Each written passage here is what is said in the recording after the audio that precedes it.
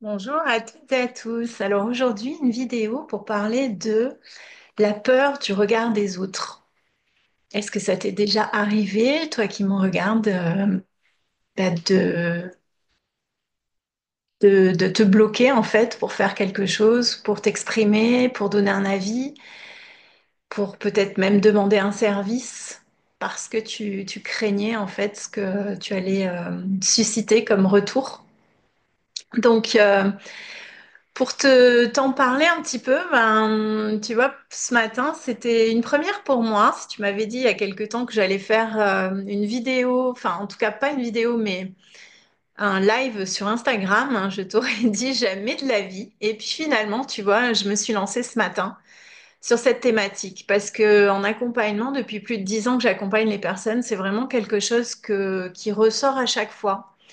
À quel point les personnes peuvent se brider quand elle se lance, ne serait-ce que dans une xième tentative de perte de poids, quand elle se relance pour mettre en œuvre un projet, euh, en fait, à quel point c'est le regard des autres est vraiment une des plus grandes insécurités. Euh,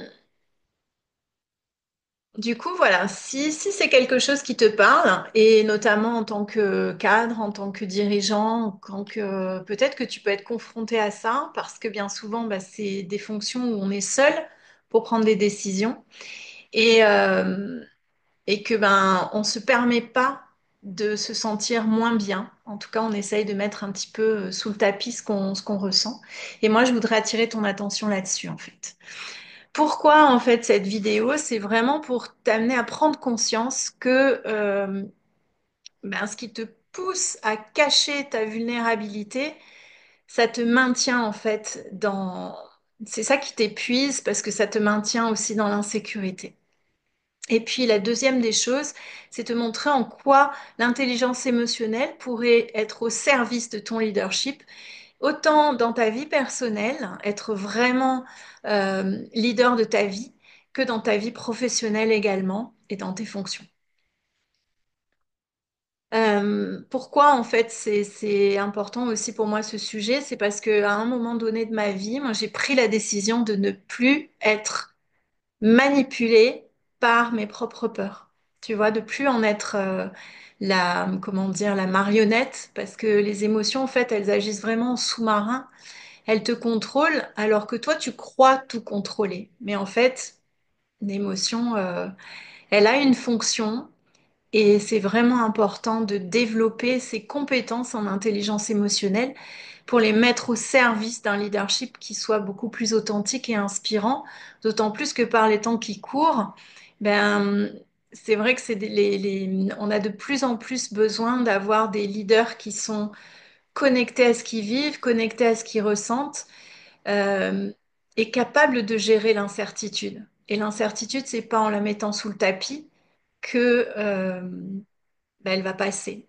C'est justement d'apprendre à surfer sur ça, surfer sur les vagues des émotions pour pouvoir comment dire, en prendre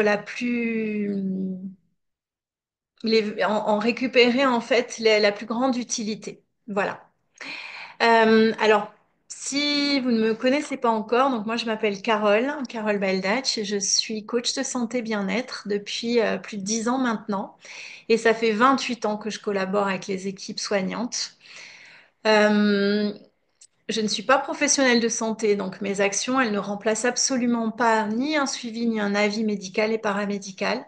Moi, j'interviens en complément et ça fait maintenant plus de 10 ans que j'accompagne les personnes à rebondir et notamment quand on a un poste à responsabilité et que on peut avoir à rebondir après un burn-out, après une maladie chronique, parce que c'est aussi mon parcours de vie. Et ce qui m'amène aujourd'hui à parler des émotions, c'est pas du tout pour être sur un piédestal et vous parler à ce niveau-là, mais parce que moi aussi, comment dire, dans une ancienne vie, on va dire, j'ai été phobique sociale et ça m'a absolument pas empêché comment dire, d'accéder à des postes où j'ai pris la parole en public. J'ai été formatrice ensuite en technique de communication, en prise de parole en public. Donc, j'ai animé des réunions aussi avec des grands groupes. Donc, c'est pas du tout un frein, au contraire. Par contre, ce qui m'a aidée, c'est que j'ai appris à développer mon intelligence émotionnelle, à comprendre ce que je vivais, à pouvoir poser des mots dessus, à pouvoir m'autoriser à les vivre et à comprendre en fait pourquoi je vivais ça. Et surtout, après, je suis désolée, j'ai le soleil du coup dans la figure. Mais en fait, ça m'a... Je sais même pas comment je peux l'enlever, parce qu'il est vraiment fort. Je vais juste couper la vidéo et je reviens pour...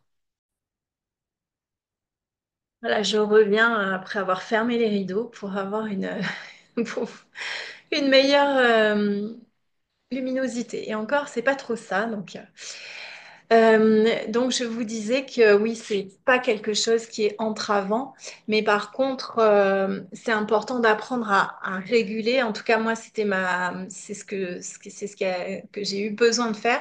Je croyais savoir le faire. J'ai utilisé certaines techniques, mais c'est vraiment une compétence que vous pouvez mettre au service de votre leadership et qui va aussi vous aider autant dans votre santé physique et mentale que dans votre rôle en tant que parent, en tant que conjoint. Voilà, parce que vous ne pouvez pas agir dans un domaine de votre vie en laissant le champ de bataille dans les autres. C'est pas possible. Donc, les émotions, vous ne pouvez pas arriver au travail et les laisser de côté. Elles se voient, elles se vivent, elles se manifestent et surtout elles se ressentent, et notamment par votre entourage. Donc, c'est un petit peu tout ça que je voulais amener aujourd'hui en, en 3 points, en fait, hein, vous donner justement euh, des tips pour pouvoir dépasser justement ces peurs.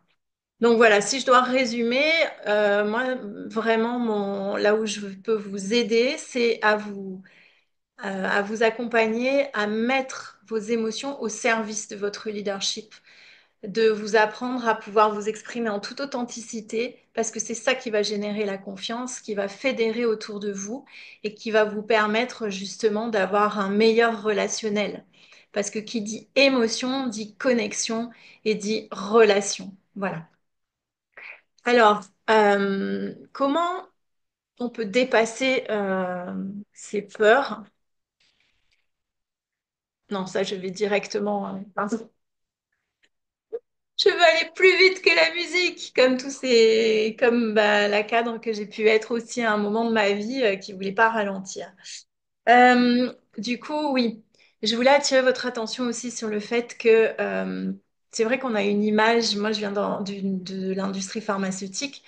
Je viens d'une multinationale où en fait, on a vraiment cette image qu'en entreprise euh, un leader, c'est quelqu'un qui est vraiment très charismatique, qui en impose, qui est très masculin dans ses décisions, même si on vient de plus en plus maintenant sur les soft skills. Mais comment dire, on a vraiment toujours cette image qu'il faut frapper du poing sur la table pour se faire entendre en entreprise. Donc une vision un peu entre guillemets autoritaire hein, du leadership. Et moi, j'ai pas du tout, du tout, du tout cette vision-là parce que mon expérience m'a montré aussi que on peut vraiment révéler et amener les gens à changer par la douceur. Donc, pour moi, c'est absolument pas un frein que d'être sensible à un poste de management. Bien au contraire, justement, par les temps qui courent, parce que ça fait de vous quelqu'un d'humain. Donc, moi, je voulais voir un petit peu avec vous justement, vous posez cette question de est-ce que vous pensez que c'est vous qui êtes vraiment aux commandes de votre vie ou est-ce que ce sont vos émotions et notamment vos insécurités, votre peur qui est aux commandes?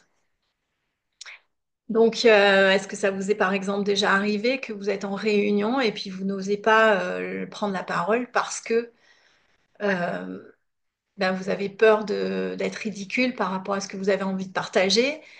Peut-être que vous êtes justement en réunion et puis ben vous n'osez pas avoir un avis qui va contredire le groupe? Ou alors est-ce que vous avez déjà accepté des missions alors que ben, votre cœur il vous dit non, mais vous dites c'est pas possible, je ne peux pas faire autrement que d'accepter. Voilà. Tout ça, c'est des choses que j'ai fait moi aussi. Et puis, c'est ça qui finalement m'a mené à l'épuisement et puis même à la maladie chronique derrière. J'ai accepté des choses qui étaient inacceptables, que ce soit dans le perso comme le pro. Voilà, à un moment ou à un autre, quand on est passionné, puisque moi c'était mon cas, quand vous aimez votre métier, que vous aimez ce que vous faites, ben, c'est vrai que et puis que vous êtes plutôt empathique, ben, vous allez attirer aussi à vous des personnes qui sont, enfin, vous allez attirer l'abus, quoi. Donc, le vrai problème, c'est ça, hein, c'est que quand vous n'êtes pas c'est pas tellement la charge de travail, c'est pas tellement, c'est que si vous n'êtes pas connecté à ce que vous ressentez, ben, vous n'allez pas pouvoir poser des limites, vous n'allez pas pouvoir être connecté à ce que vous vivez, ce que vous ressentez, et du coup, pas vous autoriser non plus à le dire, parce que c'est ça qui va vous pomper une énergie de dingue, c'est que vous allez vous, comment dire, vous allez vous suradapter et vous allez surtout, comment dire, vous comporter selon les attentes, mais pas comme vous voudriez vraiment et ce qui vous êtes vraiment à l'intérieur. Donc moi, j'ai remarqué en fait en accompagnement qu'il y avait vraiment trois signes de la peur, quand la peur te contrôle et comment du coup après vous pourriez la dépasser. La première des choses, c'est est-ce que vous êtes perfectionniste? Vous savez, avant de rendre un rapport, avant de rendre une évaluation d'un collaborateur, avant de faire, voilà. Est-ce que vous mettez du temps à le faire et puis c'est jamais assez et tout ça? Donc là, vous pouvez déjà vous dire qu'il y a de l'anxiété qui est derrière, qui est au pilotage. Et puis, vous pouvez aussi remarquer chez vous, qu'est-ce qui se passe? Parce qu'en général, quand vous êtes préoccupé, ben, chez vous, vous n'allez pas être disponible. Donc en fait, c'est ce qui donne que ben, vos enfants, comme votre compagne ou votre compagnon, ils peuvent vous dire, ben, t'es là, mais t'es pas là, t'es pas dispo. Et peut-être que même quand vous êtes en week-end ou en vacances, ben, vous amenez avec vous votre PC, vous avez toujours un truc à faire. Ça montre que vous avez quand même une anxiété qui est là, une peur qui est là. Donc, première chose, le perfectionnisme. Deuxième signe qui peut vous alerter, c'est le refoulement. Le refoulement, c'est quand en fait vous neutralisez vos émotions. Vous fuyez par exemple des discussions qui sont difficiles. Vous voyez, typiquement un collaborateur qui vous dit, enfin, comment dire, qui vous dit que ça va pas et tout ça, peut-être ça va vous rendre inconfortable. Vous allez dire, oh là là, ça y est, je vais plus m'en sortir. Donc ça peut être une chose. Euh, et du coup, vous pouvez vous pouvez vous couper en fait de ce que vous ressentez et juste réagir avec votre mental. Vous pouvez aussi vous dire, ben, j'ai plein de choses à faire et tout, mais je dois être forte, je dois tenir, je dois... Voilà, je sais que j'avais une personne comme ça qui m'avait dit un jour, Carole, j'ai besoin que tu m'aides à tenir, alors que je sais que c'est un environnement qui est hyper toxique, aide-moi à tenir. Ben non, si tu ressens de la toxicité, moi, c'est pas mon rôle en tant que coach de t'aider à tenir, parce que quelque part, ça veut dire que tu refoules tes émotions et ce qui te dit que il faudrait que tu en sortes. Euh, et du coup, c'est quoi le risque si tu te coupes de tes émotions? Eh bien, c'est que tu vas te couper de tes relations aussi. Parce que dans ton entourage, tu vas t'isoler.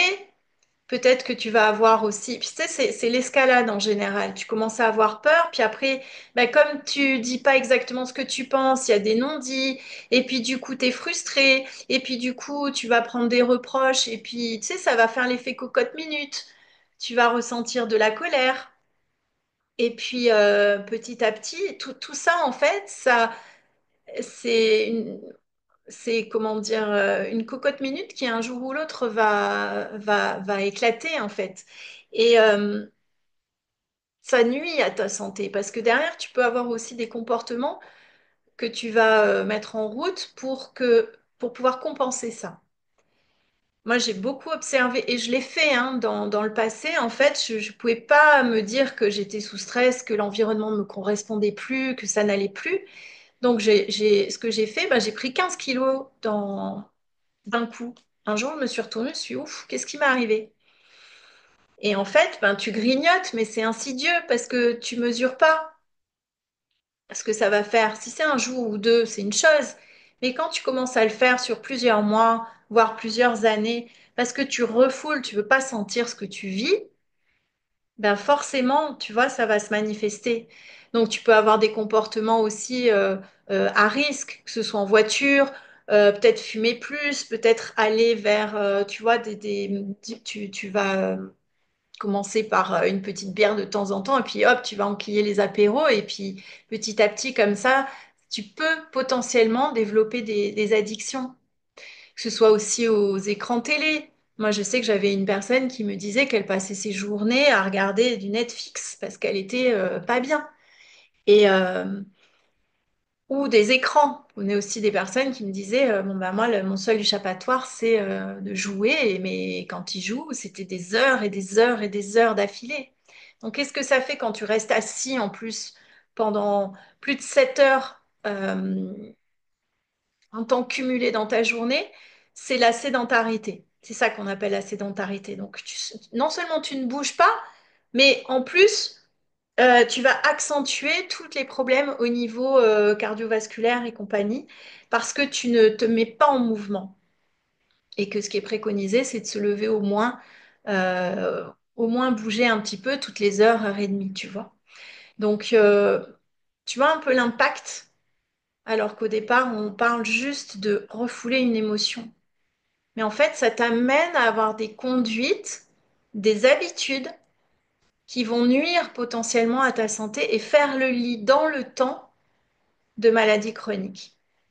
En général, on sait que vers 45-55 ans, c'est la tranche d'âge où on est vigilant parce que ben, c'est là où commencent à apparaître les maladies chroniques, voire des fois. Euh, du coup, voilà, à un moment, c'est vrai que ça te demande de te poser et de regarder les choses en face. Et c'est vraiment pas confortable de faire face à soi-même. Mais la problématique, c'est que plus tu vas refouler, au plus ça va prendre de l'ampleur. Donc c'est ça, sur ce déni-là que j'aimerais t'amener une prise de conscience, tu vois, parce que moi, le déni, je suis restée pendant 10 ans, hein, je voyais rien du tout. Mon corps, il avait beau hurler dans tous les sens, j'avais mal de partout, je dormais pas bien, j'ai pris du poids, mais pour autant, je voyais rien du tout, hein. Je continuais en pilote automatique. Et puis, donc, je te parlais du refoulement. Puis, la troisième chose que j'ai vue aussi, c'est la procrastination. Tu sais qu'il y a un truc à faire, tu sais qu'il faut que tu ailles parler à telle personne, tu sais que ça va pas être évident et tout ça de le faire, et tu laisses passer le temps. C'est pas le bon moment, ou alors, bon, bah, tu vas minimiser les choses et tout ça, mais en fait, c'est que tu as la trouille d'aller à la confrontation.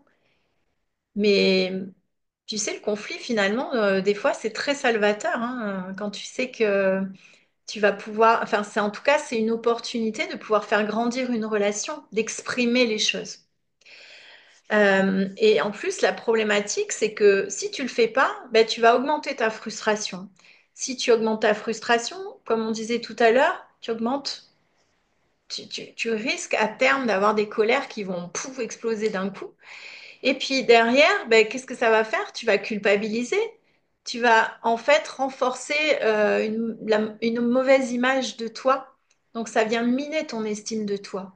Donc en tant que leader, quand tu as un poste comme ça à responsabilité, ou quand tu es parent, par exemple, ben, si tu as une mauvaise estime de toi, que tu perds confiance en toi, tu peux pas non plus amener de la confiance et sécuriser ton enfant.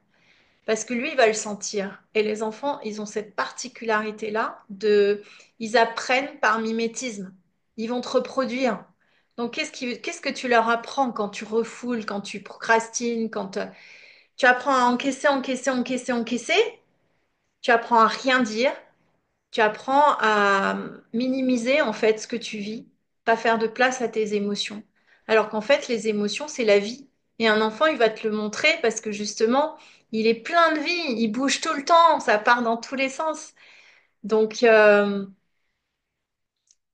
voilà, moi je voudrais vraiment amener ton attention sur ça, parce que ça se joue pas que dans ton métier pro, ça se joue de la connexion de toi à toi, et puis aussi de toi avec ton entourage, et notamment les gens qui sont importants pour toi. Donc du coup, comment tu peux dépasser ça maintenant? Maintenant qu'on a vu l'impact que ça avait, les conséquences que ça peut avoir pour toi. Eh bien, c'est en ça que j'aimerais t'amener l'intelligence émotionnelle. Ce sont des compétences que tu peux développer.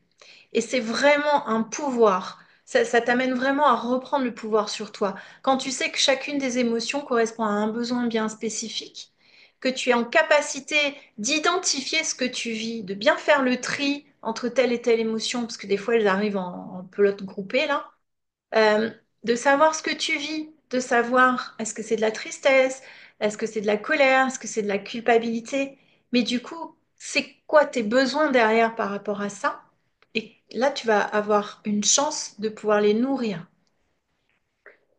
La deuxième chose, une fois que tu as identifié ce que tu vis, c'est d'être vraiment à l'écoute. C'est de comprendre en fait que ta vulnérabilité, donc ce que tu vis, ce que tu ressens, ça a le droit d'exister. Et c'est ta plus grande force, en fait, d'apprendre à surfer avec ça. Et justement, les leaders qui sont les plus inspirants, les leaders qui sont en capacité de fédérer, d'amener avec eux, de, de, comment dire, de faire adhérer à un projet, ben, ce sont ceux qui sont sincères et qui savent communiquer leur enthousiasme, mais qui sont honnêtes avec ce qu'ils vivent. Ça transparaît. En fait, une émotion, même si tu veux la cacher, elle transparaît complètement. Parce que c'est une équation, une émotion. Il y a des manifestations, il y a des pensées qui vont avec, il y a des gestes, il y a des postures, il y a des expressions, il y a un ton de voix, des expressions faciales, il y a une gestuelle particulière, il y a, comment te dire, il y a plein de choses en fait. Et puis, oui, il y a tout un comportement derrière. Et puis, tu as différents types d'émotions. Il y en a qui vont t'amener de l'affirmation, d'autres dont tu vas avoir besoin pour te recentrer sur toi, d'autres qui vont t'amener dans l'ouverture, d'autres qui vont plutôt t'amener à te recentrer pour avoir un vrai, comment dire, pouvoir construire ton plan d'action derrière, tu vois, ou ta vision aussi. Donc, il y a plein de choses. Et donc, tu peux apprendre à identifier ce que tu vis, à écouter et comprendre ce que tu vis. Et puis, une fois que tu as fait ça, tu vas pouvoir être en capacité de réguler. Réguler, c'est pas refouler. Réguler, c'est vraiment te donner les moyens, en ayant bien compris ce que tu vivais et à quoi ça te sert de vivre ça, de te donner les moyens d'avoir la bonne réaction. Et en fait, ça te permet de gagner en performance, gagner au niveau de ta santé physique et mentale, gagner en performance, en efficience, gagner en qualité relationnelle. Tu as plein de choses en fait qui vont se jouer, tu vois. Et ça te permet surtout de créer des liens de confiance avec les gens qui t'entourent. Et en particulier tes proches, parce que c'est les premiers qui vont voir qu'il y a un truc qui va pas et qui potentiellement peuvent te dire ce qu'il en est. Euh, donc tu peux commencer par des choses très simples, hein. Peut-être oser être en contact avec ton insécurité, mais oser dire non, même si ça va déranger, alors qu'avant tu aurais dit oui. Que ce soit peut-être d'abord dans un contexte personnel avant de passer au niveau professionnel, mais déjà de t'autoriser en fait. Et tu vas voir que petit à petit, tu vas reprendre confiance en toi, dans tes capacités à vraiment être toi-même et pas juste répondre aux attentes des autres. Je te donne des exemples personnels. Ben, pour te dire, donc ce matin, moi, j'ai osé faire mon premier live sur Instagram. C'était un truc que je pensais pas. J'avais pas envie, ça m'intéresse pas, c'est pas un réseau social sur lequel je me sens forcément à l'aise. Mais en même temps, j'ai choisi de, de mener mon projet de cœur, qui est l'accompagnement, et notamment l'accompagnement qui est centré sur les émotions. Et en fait, ben, si je me montre pas, si je peux pas, et si si je n'interagis pas plutôt, ben je vais pas pouvoir montrer en fait et permettre aux gens de savoir vraiment qui je suis. Donc comment j'ai fait pour ça? Et ça fait partie de la régulation. Je vais chercher des émotions ressources. L'émotion ressource que j'ai choisie, c'est la joie. La joie qui me donne envie de transmettre, de partager, tu vois. Et, euh, et j'ai plaisir, j'ai pris plaisir à faire ça. Donc, je suis en contact avec mon anxiété quand même, parce qu'elle est là, hein, je peux pas dire je suis inquiète, mais mon anxiété, je l'ai mise au service de mon projet. Mon projet, c'est transmettre ma passion en fait pour l'intelligence émotionnelle et comment vraiment elle peut servir le leadership. Et en même temps, elle m'aide à me focaliser sur les détails, à préparer les choses pour que je sois le plus en sécurité possible pour pouvoir délivrer mon message dans les meilleures conditions. Tu vois, j'apprends à mettre tout ça au service du projet qui me tient à cœur. Et c'est ça que ça peut t'inviter à faire. Et puis surtout, ça va aussi t'aider à prévenir de ton épuisement. Parce que si tu es à l'écoute de ce que tu vis, tu peux réagir beaucoup plus vite dans le sens où tu vas pouvoir mobiliser des ressources, tes talents, tes compétences, développer d'autres compétences, et puis du coup être beaucoup plus efficient, encore une fois, dans tes prises de décision, dans tes relations, dans ta fonction, et puis dans toutes les sphères de ta vie, en fait. Parce que tu peux pas être un leader au niveau professionnel si tu es pas déjà en leader de ta propre vie. Voilà ce que je voulais te partager aujourd'hui. Donc, ben, si tu as envie de sortir de ce cercle infernal qui, en fait, te rend dépendant et prisonnier, en fait, hein, de cette insécurité que tu peux vivre, que c'est la peur qui dicte tes choix au lieu que ce soit vraiment toi qui sois maître de ta vie, eh bien, moi, ce que j'ai envie de t'inviter à faire, c'est de commencer à accepter ta vulnérabilité. Parce que ta vulnérabilité, loin d'être une faiblesse, c'est ce qui te rend profondément humain. Et d'autant plus si tu as comme moi une maladie chronique, la maladie, elle t'amène à toucher cette vulnérabilité en toi. À un moment, tu te sens impuissant. Et c'est là où tu apprends à demander de l'aide. Ça aussi, ça fait partie de l'intelligence émotionnelle. Quand tu as certaines émotions qui se manifestent, mais elles peuvent être aussi l'opportunité pour toi de ne pas rester seul dans ce que tu vis, mais d'aller demander le soutien dont tu as besoin. Parce que c'est pas parce que tu occupes une fonction à responsabilité, que tu es dirigeant, que tu es un pilier, que tu n'as pas toi aussi besoin de soutien. Donc, pense-y ça aussi à ça, parce que c'est très important que tu sois bien entouré aussi. Donc moi, ce que j'aimerais, c'est si tu as envie, en commentaire, n'hésite pas à me partager justement ta plus grande peur par rapport à qu'est-ce que tu crois qui va se passer si tu te montres tel que tu es, que ce soit au niveau professionnel ou même personnel. Si tu admets être vulnérable, si tu admets que par moment, bah, c'est pas si évident que ça pour toi, ce que tu vis. Et puis en résumé, donc trois choses, trois étapes qui te permettent d'agir dès maintenant. Première des choses, identifie les moments où justement c'est ta peur qui parle à ta place. Comment tu fais? Ben juste en te posant en fait. Est-ce que c'est vraiment toi qui décides ou est-ce qu'il y a une peur qui est cachée? Est-ce que ça répond à ton envie de plaire et tu vois de faire plaisir? On n'est pas là-dessus. C'est pas faire plaisir, mais c'est est-ce que c'est correct pour toi à ce moment-là? Est-ce que ça sonne juste?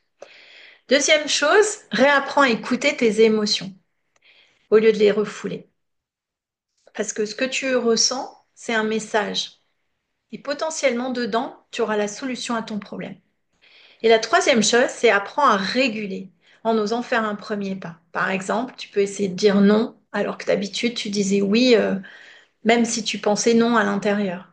Autorise-toi au moins une fois pour voir ce que ça te fait à l'intérieur de dire non quand tu penses non, mais un vrai oui quand tu penses vraiment oui.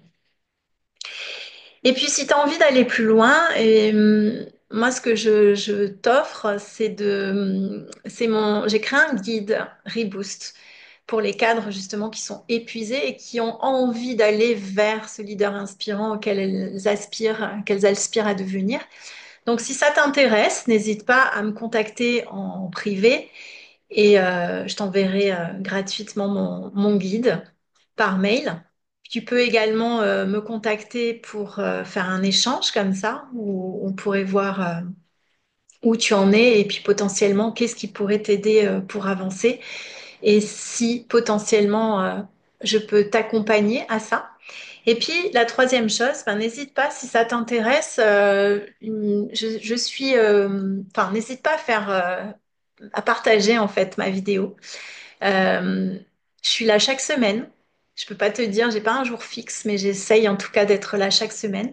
Et sinon, tu peux me retrouver aussi sur les autres réseaux comme Instagram ou Facebook ou LinkedIn aussi. Donc, au plaisir de te lire, au plaisir d'échanger avec toi. Et je te souhaite une très belle fin de journée ou soirée. Je ne sais pas à quel moment tu écouteras cette vidéo. Au plaisir en tout cas d'échanger sur ce que ça t'aura permis de prendre conscience. À bientôt.